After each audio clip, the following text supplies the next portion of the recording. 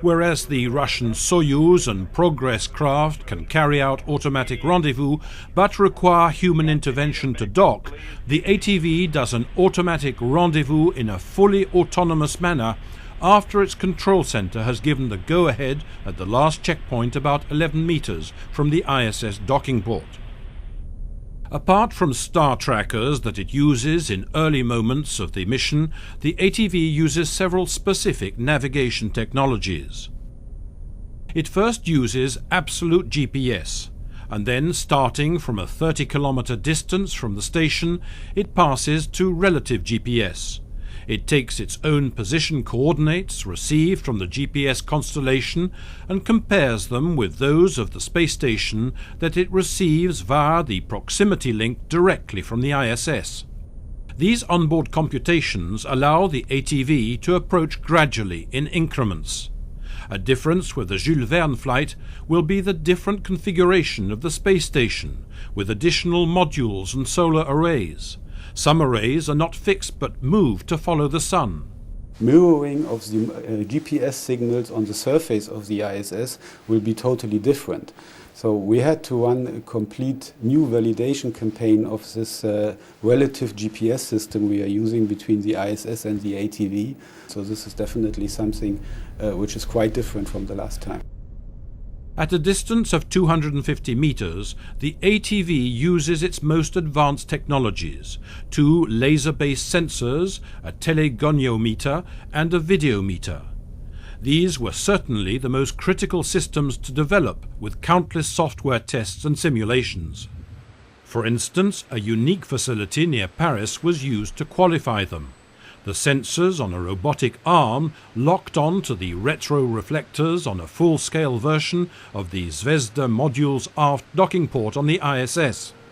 Over a distance of 300 meters, collecting real-time data, distances, angles, relative rotation and lateral motion, the tests replicated on the ground the final approach. In flight in 2008, the Jules Verne brilliantly confirmed this handshake method, with its optical instruments recording reflections from the space station, checking that it was in the right approach corridor and at the correct angle. Any single fault can happen, and these fully redundant systems will still work. Should there be a second anomaly, the ATV still remains safe. Even if the completely double-redundant, failure-tolerant main computer should stop working, a fully independent unit would take over to ensure safety. The final mating with the ISS uses the well-proven Russian docking system. A 1-meter-long probe on the ATV slides into the 60-centimeter cone of the docking ring, seen here during tests in Kourou and at EADS Astrium.